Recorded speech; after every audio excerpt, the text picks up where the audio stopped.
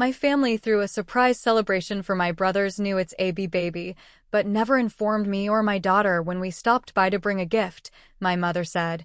You aren't welcome here, my daughter grinned, took her hand, and said, we know. That's why Dad's attorney came with us. The room went cold instantly. Can you imagine being disinvited to your own brother's baby shower, then showing up anyway, only to have your mother look you dead in the eye and declare, you don't belong here?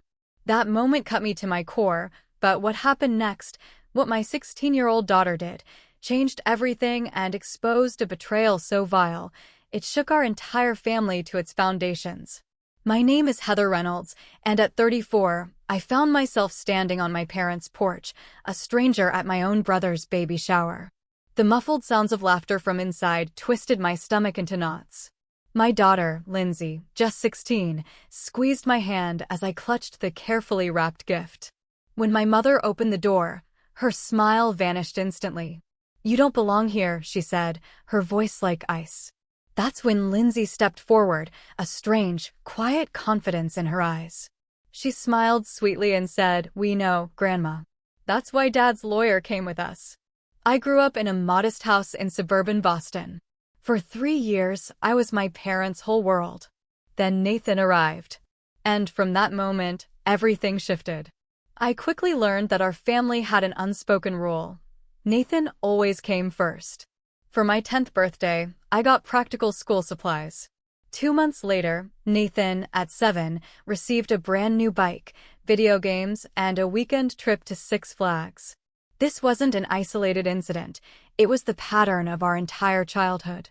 Nathan's just more sensitive, my mother would explain when I dared to question the blatant disparity. He needs the extra attention. Me? I was expected to be the responsible one, without any of the privileges that title should have brought. In high school, I maintained a 3.9 GPA, joined the debate team, and volunteered at the local hospital, desperate to earn their approval. My parents attended exactly 2 of my debate competitions in 4 years, always claiming work conflicts. Yet, they somehow never missed a single one of Nathan's baseball games, even when they were scheduled during their work hours. The day I received my college acceptance letter to Boston University with a partial scholarship, I rushed home, bursting with excitement. I found my parents in the kitchen, fawning over Nathan's C+ in algebra, a monumental improvement from his previous D. When I announced my acceptance, my mother barely glanced up. That's nice, honey.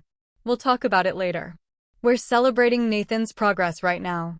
We never did talk about it later. The summer after graduation at 18, my life took an unexpected turn. I discovered I was pregnant. Marcus Williams, my boyfriend of 2 years, had been careful, but birth control isn't foolproof. When I told him, he vanished within a week. My parents' disappointment was a palpable weight. We expected more from you, Heather, my father said, his voice heavy with judgment. You've always been so responsible. It was the first and only time they'd acknowledged that quality in me, and it came as a scathing criticism. The strangest thing happened next. While they remained cold toward me, they somehow reconnected with Marcus. I discovered he'd been visiting them, spinning his side of the story, painting himself as overwhelmed but well-intentioned. They sympathized with him more than with me, their pregnant daughter. He's just young and scared, my mother defended him. You should give him time. I didn't have time. I had a baby coming and college plans to adjust. While other expectant mothers had baby showers and support, I had silence and disapproval. Lindsay was born in February, a beautiful, healthy baby with her father's dark curls and my green eyes. My parents came to the hospital, but their visit was brief. They held her awkwardly, as if she were evidence of my failure, not their first grandchild. I deferred college for a year, working 2 jobs while caring for Lindsay. My neighbor, Mrs. Jenkins, a retired teacher, showed more genuine interest in my daughter than my own parents did. The following year, I enrolled in nursing school, attending classes while continuing to work part-time. Each day was exhausting, but Lindsay gave me purpose. I was determined that she would never feel the sting of conditional love that had shaped my childhood. Nathan, meanwhile, dropped out of community college after 1 semester. College isn't for everyone, My parents excused him. He lived at home until he was 25, working various jobs that never seemed to last. Still, he remained the golden child. As Lindsay grew, she was bright, perceptive. She quickly noticed how differently her grandparents treated us compared to Uncle Nathan. "Why doesn't Grandma put my drawings on the refrigerator like she does with Uncle Nathan's birthday cards?" she asked once. I had no good answer that wouldn't inject bitterness into her young heart. "Some people just show love differently," I told her, though we both knew that wasn't the real issue. Despite everything I tried, I invited them to Lindsay's school performances, sent photos of her achievements, and called regularly. I wanted Lindsay to have grandparents, even imperfect ones.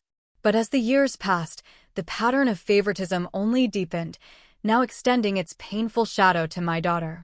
By the time Lindsay turned 15, I was an established nurse practitioner at Boston Medical Center. Those years of juggling work, school, and single motherhood had paid off professionally. I owned a small but comfortable apartment, had reliable childcare through a network of trusted friends, and had created the stable home I'd always wanted for Lindsay. Lindsay herself had grown into a remarkably self-possessed teenager. She inherited my academic drive, but possessed a confidence I'd never had at her age. At 16, she was taking advanced placement classes and researching pre-law programs. "I want to help people who don't have anyone on their side," she told me once, a statement that felt both innocent and pointed. Nathan's life finally gained direction when he met Rebecca Thompson at 28. Rebecca came from a wealthy family, and her connections helped Nathan secure a position at her father's investment firm. Within a year, they were engaged, and my parents were over the moon. "Rebecca has been such a positive influence on Nathan," my mother gushed during one of our infrequent phone calls. "She's really helped him find his potential." I bit back the obvious response. Nathan had been given every opportunity for years, while I'd clawed my way forward without support. Instead, I just said, "That's wonderful. I'm happy for them." The wedding was an elaborate affair. Lindsay and I received an invitation, though our names were misspelled. At the reception, my parents spent the evening introducing Rebecca's family to distant relatives, but somehow never found a moment to introduce them to their own daughter and granddaughter. When Rebecca announced her pregnancy a year later, my parents' excitement reached new heights. My mother called me specifically to share the news, something she rarely did. "Nathan's going to be a father," she said, her voice trembling. "Can you believe it? We're finally going to be grandparents." The words stung like a physical slap. "Mom," I reminded her, my voice quiet. "You've been a grandparent for 16 years. "Oh, you know what I mean," she dismissed. "This is different." And somehow, in her mind, it truly was. Despite the hurt, I genuinely tried to be supportive. I texted Rebecca my congratulations and offered any advice she might want. Her response was polite but distant. "Thanks. But I've got a great obstetrician and my mom's been through this 3 times." Over the following months, my parents became even more elusive. My calls went to voicemail. When I reached them, conversations were brief and distracted. Twice I stopped by unannounced with cookies Lindsay had baked, only for them to hurry me out the door with vague excuses. "They're hiding something," Lindsay observed. I shrugged. "They're probably just busy." "Grandpa's retired, Mom," Lindsay pointed out. And they were both in casual clothes, not dressed for an appointment. The suspicious behavior continued. Once, when I called, I distinctly heard my mother whisper to someone in the background, "It's just Heather. I'll get rid of her quickly," before returning to the phone with a too bright, "Sorry about that. Just organizing some papers." Another time, I overheard my father say, "Don't mention Saturday to her," before my mother shushed him. Lindsay grew increasingly protective. During a family dinner my parents couldn't avoid, my father mentioned a new restaurant they'd tried last weekend. "That's strange," Lindsay said innocently.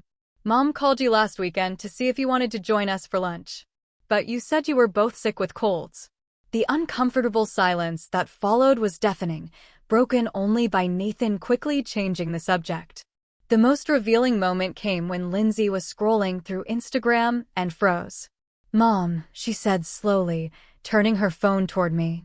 On the screen was a photo posted by my cousin Amber, a family gathering at my parents' house from the previous Sunday, a day when my mother had told me they'd be busy with church and couldn't meet. The image showed my parents, Nathan and Rebecca, all my aunts and uncles, and various cousins gathered around a barbecue. The caption read, "Sunday fun with the fam. So excited for baby boy Davis coming soon. Hashtag family time, hashtag baby and way." Did you know about this? Lindsay asked, her voice tight with hurt. I shook my head, unable to speak past the lump in my throat. This wasn't a casual gathering. This was a planned family event to which every relative had been invited, except us. Lindsay's face hardened. "This isn't right," she declared. "Someone needs to say something." The next day, she called her grandparents directly, something she rarely did. "Why weren't Mom and I invited to the family barbecue?" she asked without preamble. "Oh, Lindsay," my mother fumbled. "It was just a last-minute thing. Nothing formal." "Last minute with 20 people?" Lindsay challenged. "There's a hashtag and everything. Cousin Amber's post has the details all planned out." "Well, we thought your mother would be working, and teenagers don't usually enjoy those family things." "Mom had Sunday off," Lindsay retorted. "You know that because she invited you for lunch. Remember the lunch you said you couldn't attend because of church?" My mother sighed. "Lindsay, sometimes adults have complicated reasons for the things they do." "I'm old enough to recognize a lie," Lindsay interrupted, a steel in her voice I'd never heard before.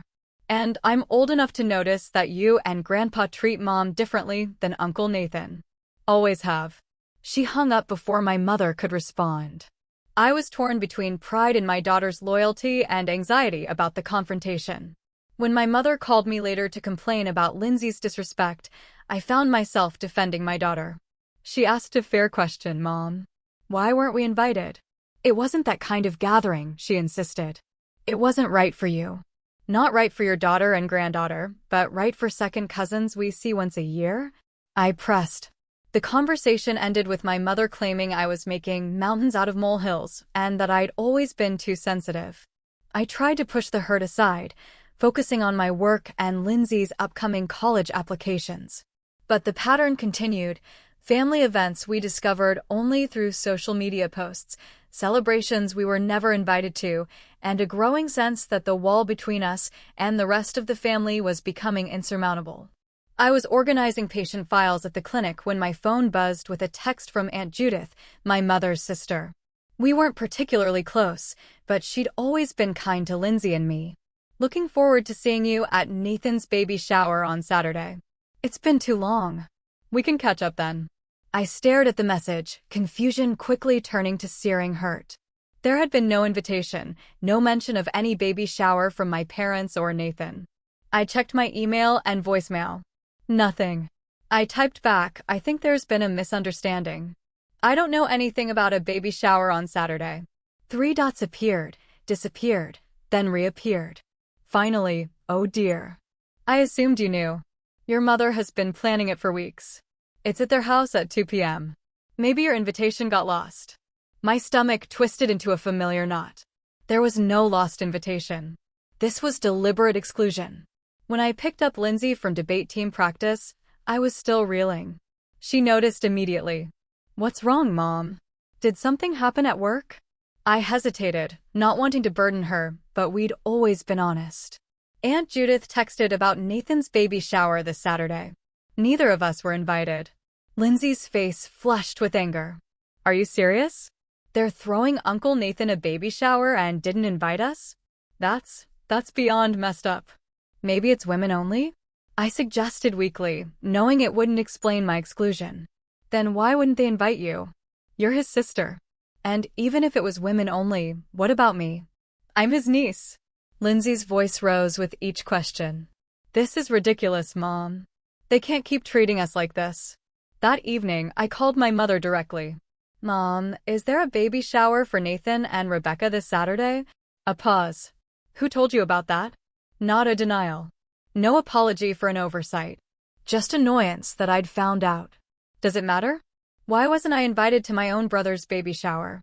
"It's just a small gathering," she said dismissively. "Rebecca's mother organized it with me. Very intimate."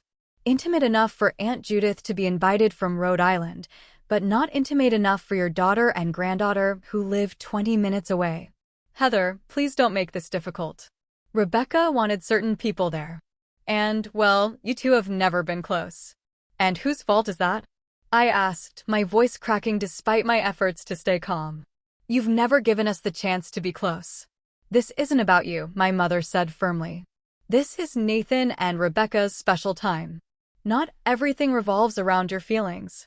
After hanging up, I sat on my bed, tears flowing freely. Lindsay found me and sat beside me, her arm around my shoulders. We should go anyway, she said suddenly. I looked up, wiping my eyes. What? We should go to the shower. Show up with a nice gift. Make them face what they're doing. Lindsay, we can't crash a party we weren't invited to. It's not crashing when it's family, she insisted. What are they going to do? Turn us away at the door in front of everyone? That would show exactly who they really are. I hesitated. Part of me wanted to take the high road, to be the bigger person as I'd always tried to be. But another part, the part that had swallowed hurt after hurt for decades, wanted to stand up for once. Let's think about it, I said finally. The next day, during my lunch break, I went shopping and selected a beautiful handmade wooden crib mobile. Expensive but tasteful. Something that showed genuine care despite our exclusion. I wrote a heartfelt card, expressing my excitement about becoming an aunt. By Saturday morning, I'd made my decision. We would go. Briefly. Drop off the gift. Leave. No confrontation, no scene, just a gentle reminder that we existed and cared, despite everything. As we got ready, Lindsay was unusually quiet, focused on her phone. She excused herself to make a call, speaking in hushed tones from her bedroom. When she emerged, there was a determined set to her jaw that reminded me so much of myself at her age. Everything okay? I asked. Everything's fine, she said with a smile that didn't quite reach her eyes, just confirming something. We drove to my parents' house in relative silence. As we turned onto their street, I saw the cars lining both sides. Aunt Judith's SUV from Rhode Island, Uncle Robert's red pickup from New Hampshire, my cousin's vehicles from various parts of Massachusetts. Everyone had made the effort to attend. Everyone had been welcome except us. Lindsay squeezed my hand. Remember, Mom. We're just dropping off the gift. We don't need to stay where we're not wanted. As we approached the front door, I heard laughter and conversation from inside. The unmistakable soundtrack of a family celebration. Lindsay carried the beautifully wrapped package while I tried to steady my breathing. I rang the doorbell and for a moment considered turning and running back to the car. But Lindsay stood firm beside me, and I found strength in her presence. When the door opened, I saw the exact moment my mother's expression shifted from hostess smile to shocked displeasure. Heather? Lindsay? What are you doing here? My mother stepped onto the porch, partially closing the door behind her as if to shield the happy gathering inside from our unwelcome presence. Behind her, I caught glimpses of blue decorations and a banner reading, "It's a boy." We brought a gift for Nathan and Rebecca's baby, I said, keeping my voice steady despite the thundering of my heart. Lindsay held up the package as evidence of our good intentions. My mother's eyes darted nervously to the gift, then back to my face. You shouldn't have come. You weren't invited. The words, spoken so plainly, cut deeper than I'd expected. Even after years of subtle exclusion, hearing it stated so boldly took my breath away. I'm aware we weren't invited, Mom. We just wanted to drop this off for the baby. We won't stay. You don't belong here, Heather, she continued, her voice lowered but firm. This is a special day for Nathan and Rebecca.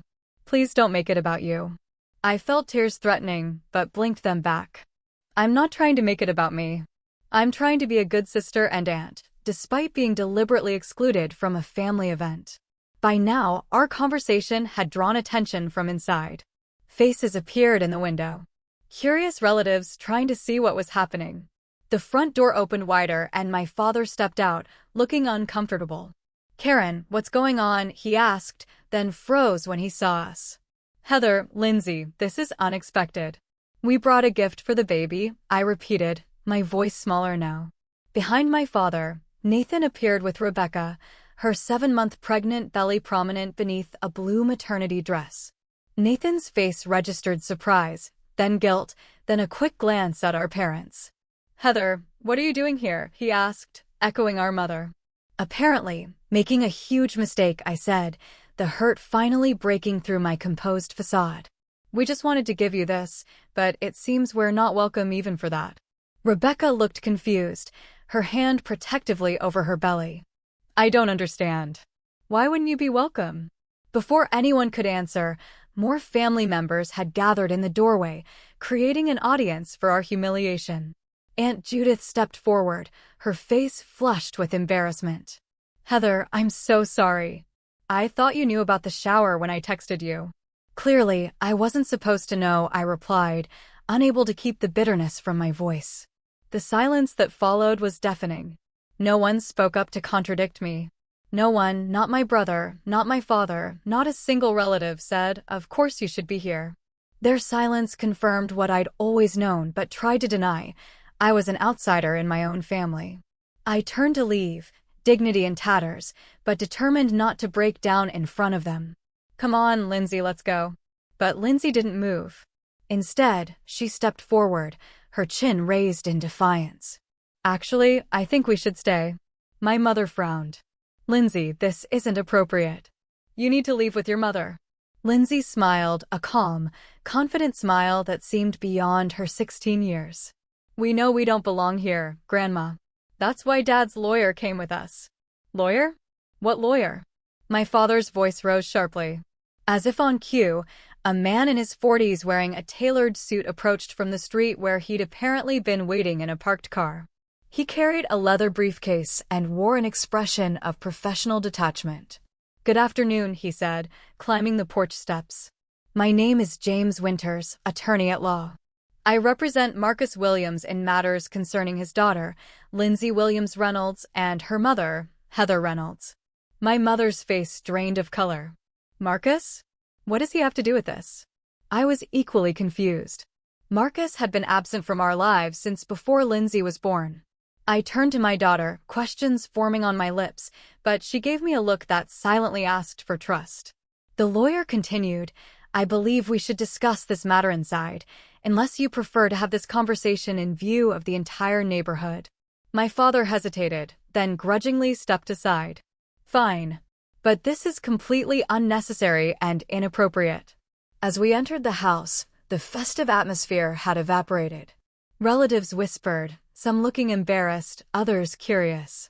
The gifts piled on a table, the cake with "Welcome, Baby Davis" written in blue frosting, the streamers and balloons, all served as stark evidence of the celebration we'd been deliberately excluded from. Nathan approached me, speaking low. "Heather, I didn't know you weren't invited. I assumed Mom had told you." I just looked at him. Years of hurt made it impossible to accept this weak excuse. "You never checked? You never asked why your only sister wasn't at your baby shower? You never thought that was strange?" He had no answer. We gathered in my parents' living room, the baby shower guests awkwardly hovering between staying and leaving. Rebecca sat heavily on the couch, looking distressed, while Nathan stood protectively beside her. My parents remained standing, as did Lindsay and I, creating an unofficial division in the room. Mr. Winters placed his briefcase on the coffee table and addressed me directly. "Miss Reynolds, I understand this may come as a surprise to you. Your daughter contacted our office 2 weeks ago." I turned to Lindsay stunned. "You did what?" Lindsay took a deep breath. "Mom, I've been in contact with Dad for almost 2 years now." The revelation hit me like a physical blow. Marcus, the man who had abandoned us before Lindsay was even born, had been speaking with my daughter behind my back. "He found me on Instagram," Lindsay continued. "At first, I ignored him, but eventually I agreed to meet him. He's changed, Mom. He wanted to make things right." "Make things right?" I repeated, my voice hollow. "After 16 years? Miss Reynolds," the lawyer interjected, "if I may explain the legal situation that brings us here today." My father stepped forward, his face flushed with anger. "There is no legal situation here. This is a family gathering you're interrupting." "I'm afraid there is indeed a legal matter," Mr. Winters replied calmly. He opened his briefcase and removed a folder. For the past 14 years, Mr. Williams has been sending child support payments for Lindsay. That's impossible, I said immediately. I've never received a dime from Marcus. Not directly to you, the lawyer clarified. Mr. Williams was young and irresponsible when Lindsay was born. He admits that freely. When he tried to make contact a few years later, he was told by your parents that you wanted nothing to do with him. My gaze snapped to my parents. My mother wouldn't meet my eyes. They suggested that to avoid upsetting you, he could send the support payments to them, and they would ensure the money was used for Lindsay's care. Mr. Williams agreed to this arrangement, believing it was what you wanted. The room seemed to tilt around me. Is this true? I asked my parents, my voice barely a whisper. My father cleared his throat. We were trying to protect you from further hurt. Marcus was unreliable. We didn't want him coming in and out of your lives. So you took his money instead? The pieces were falling into place with sickening clarity. For 14 years, Mr. Winters continued, Mr. Williams has records of every payment made, checks, bank transfers, and correspondence with your parents confirming receipt. The total amount over 14 years comes to approximately $97,000. The number hung in the air like a physical presence. Almost $100,000 that should have helped raise Lindsay. Money that could have paid for childcare while I was in nursing school. Money that could have meant fewer overnight shifts and more time with my daughter. Money that could have gone toward her college fund. Around the room, relatives' expressions shifted from confusion to shock to outright disgust as they realized what my parents had done. We were going to tell you eventually, my mother said weakly. We were saving it for Lindsay's college in an account. In your names, Mr. Winters pointed out. With no legal obligation to use it for Lindsay's education. Nathan stepped away from Rebecca, his face pale.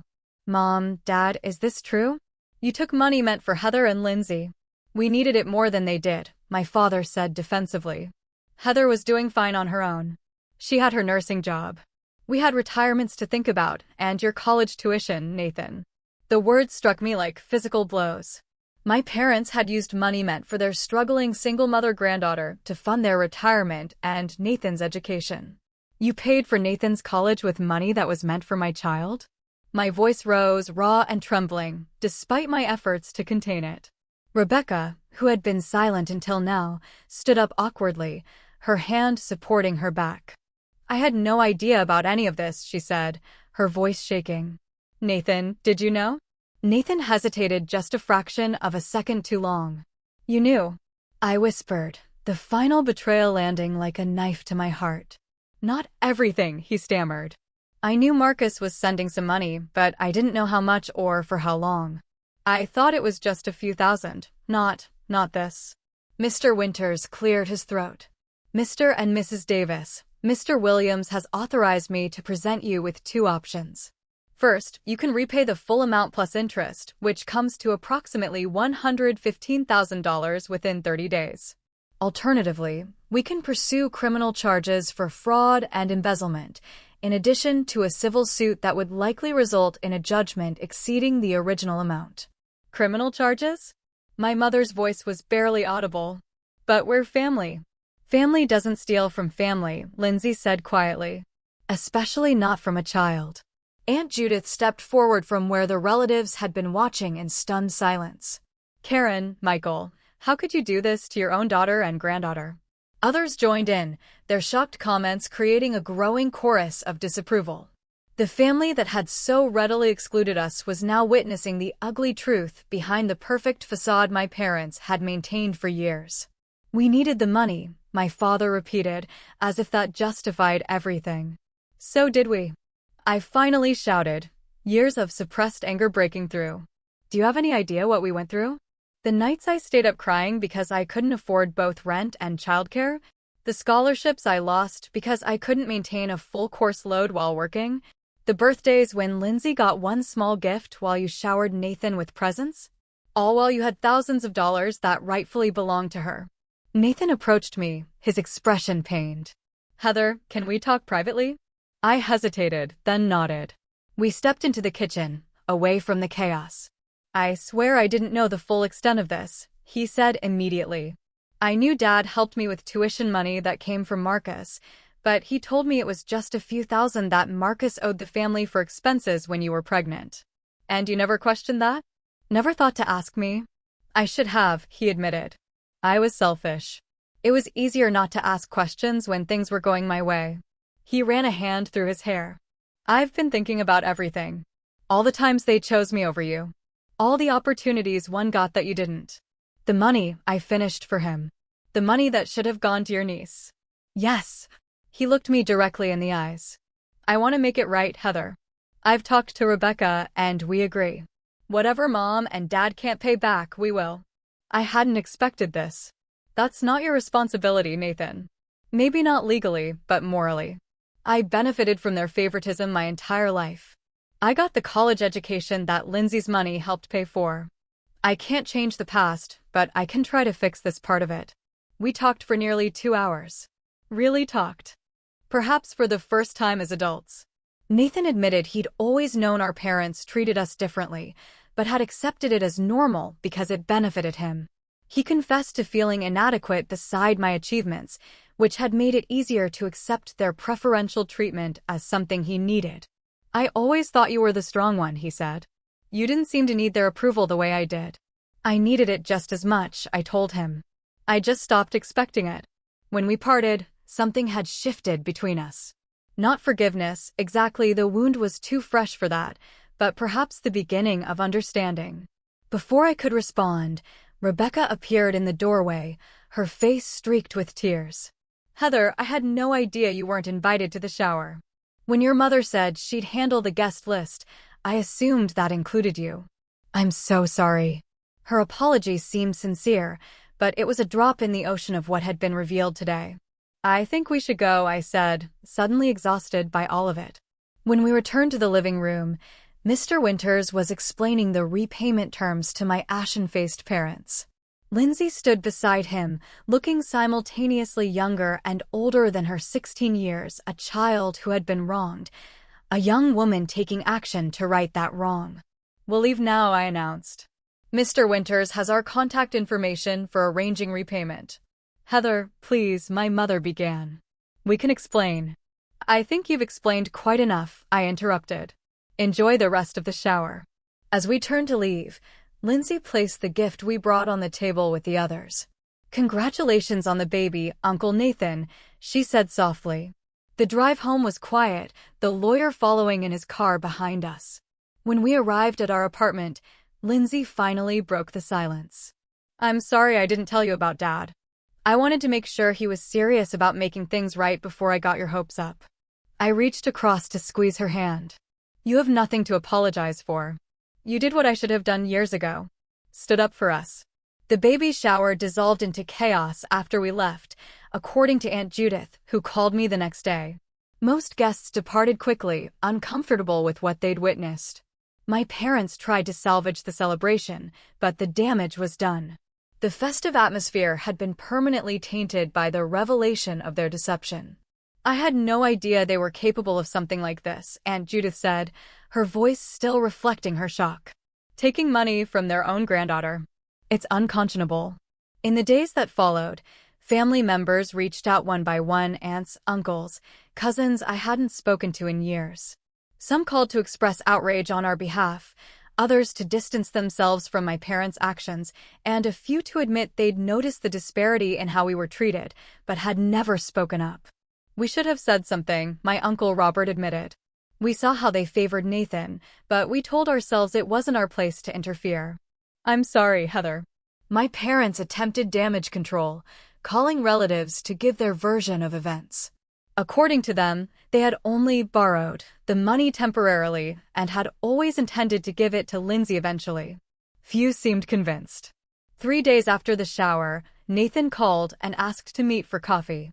I agreed, though part of me wanted to refuse. We met at a small cafe halfway between our homes. He looked tired, with dark circles under his eyes. Rebecca's been crying since Saturday, he said after we'd settled with our drinks. She feels terrible about everything.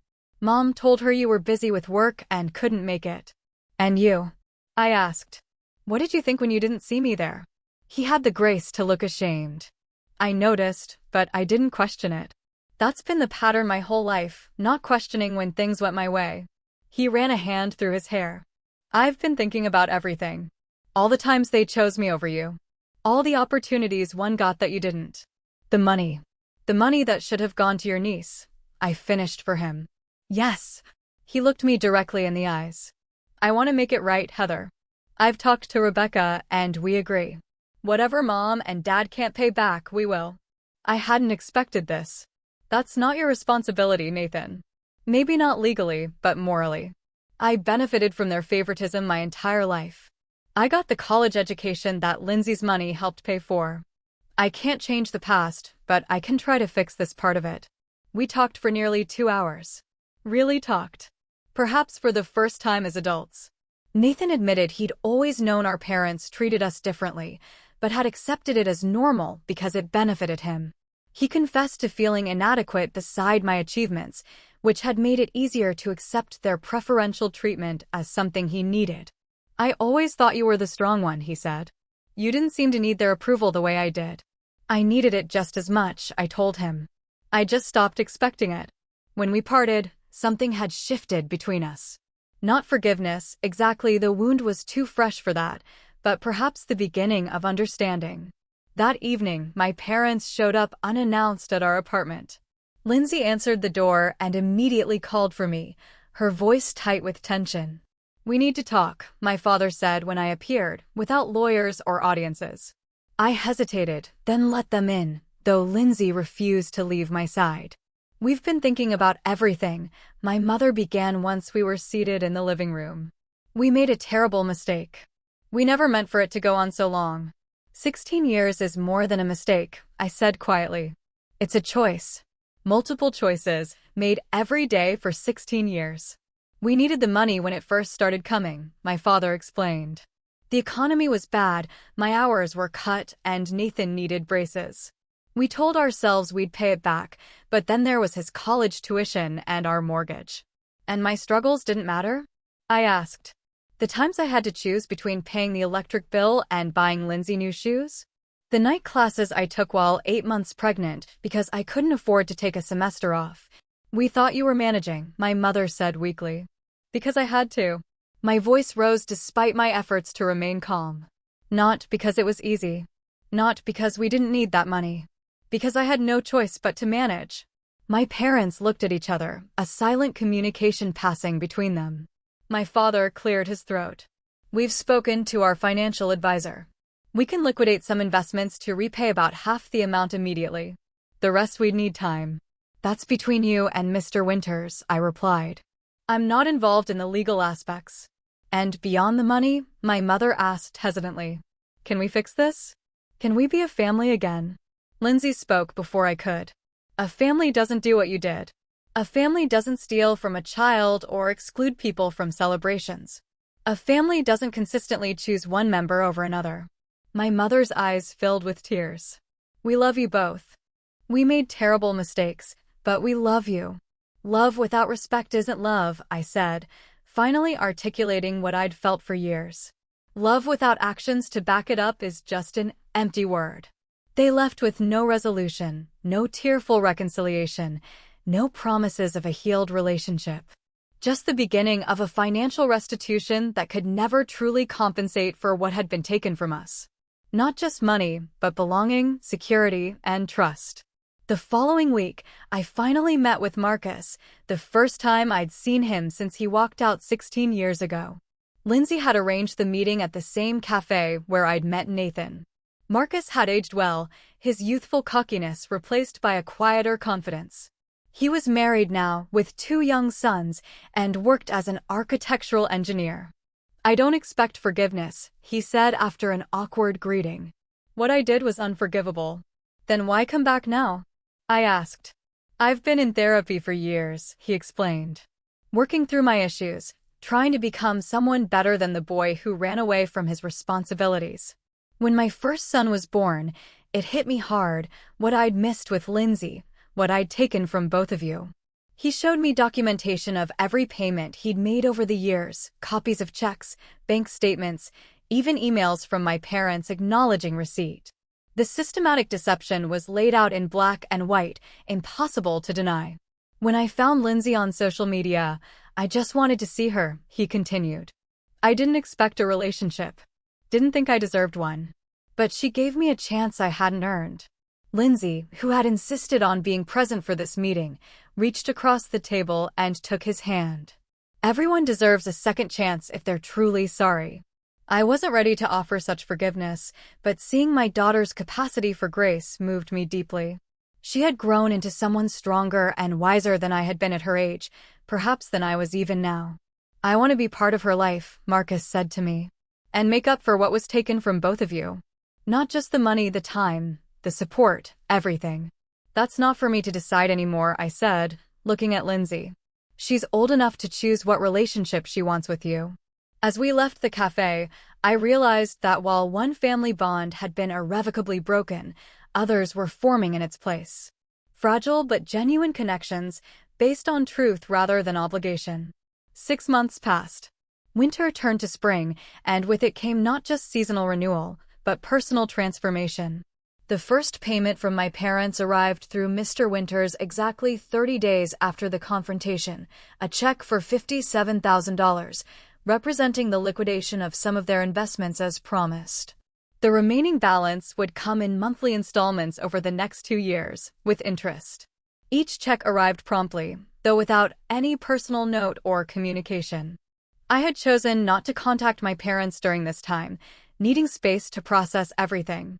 Nathan and Rebecca's son, James Michael Davis, was born in February, a healthy baby with a shock of dark hair like his father's. I learned of the birth not from my parents, but from Nathan, who called from the hospital to share the news. We'd like you and Lindsay to come meet him, he said, his voice soft with new parent exhaustion and joy. If you want to. We went the next day, bringing the crib mobile we'd chosen months ago and a small stuffed elephant. Rebecca welcomed us warmly from her hospital bed, the strain of our last meeting replaced by the glow of new motherhood. He's beautiful, I said honestly, looking down at my nephew's tiny face. Would you like to hold him? Rebecca asked. As I cradled James in my arms, I felt no resentment, no lingering bitterness toward this innocent new life. Whatever complicated history existed between the adults, this child deserved a loving aunt and cousin. Mom's been calling, Nathan mentioned as we prepared to leave. She wants to see the baby. That's natural, I replied, careful to keep my tone neutral. I told her she could visit next week after we're settled at home, he continued. But I also told her things will be different now. No more favoritism, no more secrets. If she wants a relationship with James, she has to respect our boundaries. It was the first time I'd heard my brother stand up to our parents. And though it shouldn't have taken their disgrace to prompt this change, I was proud of him for making it. Marcus had become a regular presence in Lindsay's life, meeting her for lunch every other weekend, attending her debate competitions, and helping her research colleges. He'd offered to pay for her education in full, a gesture that meant more symbolically than financially, as the repayments from my parents would cover most of her tuition. He's trying really hard, Lindsay told me after one of their outings. Not just to be in my life, but to do it right. Not pushing too fast or overcompensating with gifts instead of time. I had met Marcus's wife, Diane, and their 2 sons, ages 4 and 6. She had known about Lindsay from the beginning of their relationship and had encouraged Marcus to reconnect when he felt ready. The boys were excited to have a big sister, and Lindsay seemed to enjoy her role as the mature, admired older sibling. My own relationship with Marcus remained cordial but distant. Too much had happened, too many years lost for us to forge a close friendship. But I respected his efforts with Lindsay and the genuine change he seemed to have undergone. In April, I received an unexpected email from my mother. I almost deleted it unread, but decided that would be acting from the same place of avoidance that had characterized their behavior for years. Dear Heather, it began. Your father and I would like to see you and Lindsay. We understand if you're not ready, but we miss you both and would like the opportunity to apologize in person. We've been seeing a family therapist and working to understand our actions and their impact. Please consider meeting us. With love, Mom. I showed the email to Lindsay, leaving the decision to her. What do you think? Should we meet them? She considered it thoughtfully. They haven't really changed. You know, one apology and a few therapy sessions don't undo a lifetime of behavior. You're right, I agreed. But people can grow, even later in life. Like Dad did, she acknowledged. But he put in years of work before reaching out to me. He didn't expect immediate forgiveness. In the end, we declined the meeting not out of spite or inability to forgive, but because true reconciliation required more than words. It required demonstrated change over time. I drafted a response explaining this, suggesting that perhaps in the future, after more healing on both sides, we might reconsider. Real relationships are built on respect and honesty, I wrote. Those foundations need to be established before we can move forward. As spring turned to summer, Lindsay received acceptance letters from several prestigious universities. She ultimately chose Boston University, my alma mater, with plans to study pre-law. The money that should have supported her throughout childhood would now fund her education. A fitting, if belated, use of what had been taken from her. I want to become the kind of lawyer who helps people stand up for themselves, she told me as we celebrated her decision. Like Mr. Winters did for us. I looked at my daughter, this remarkable young woman who had found the courage to confront injustice when I had accepted it for too long, and felt a pride so profound it brought tears to my eyes. You're already helping people stand up for themselves, I told her. You helped me. Life continued to evolve in unexpected ways. Nathan and Rebecca moved to a house closer to our apartment, making it easier for us to be part of James's life. Marcus's sons occasionally joined Lindsay's weekend visits, creating a blended family dynamic I never could have imagined. My parents continued to make their monthly payments, but respected our wish for distance. Occasionally, Nathan would mention them, that they were still in therapy, that they asked about us, but he never pressured us to reconnect. The most surprising change came from within me. The anger and hurt that had been my constant companions for so long gradually began to loosen their grip. Not because what had been done was forgivable, but because holding on to that pain no longer served me or Lindsay. I realized that true healing wasn't about reconciliation with those who had wronged us. It was about reclaiming our own worth, establishing healthy boundaries, and creating a life filled with genuine connections. 1 year after the confrontation at the baby shower, Lindsay and I hosted a graduation party at our apartment. Nathan and Rebecca came with baby James. Marcus attended with Diane and the boys. Friends from work and Lindsay's debate team filled our small living space with laughter and conversation. Noticeably absent were my parents, but their absence no longer defined us. We had created our own family, not bound by obligation or blood alone, but by choice, respect, and love. As I watched Lindsay surrounded by people who truly celebrated her achievements, I realized we had both finally found what we had always deserved, a place where we unquestionably belonged. Have you ever had to create boundaries with family members who didn't treat you right? What helped you heal from family betrayal or find your own chosen family? Tell me what you think, I really want to know. Share your experiences in the comments below. If this story resonated with you, please hit that like button and subscribe to hear more stories about standing up for yourself and creating the family you deserve. Remember, sometimes the strongest family bonds aren't the ones we're born into, but the ones we build with love and respect. Thank you for listening to my story, and I wish you all the strength to create the healthy relationships you deserve.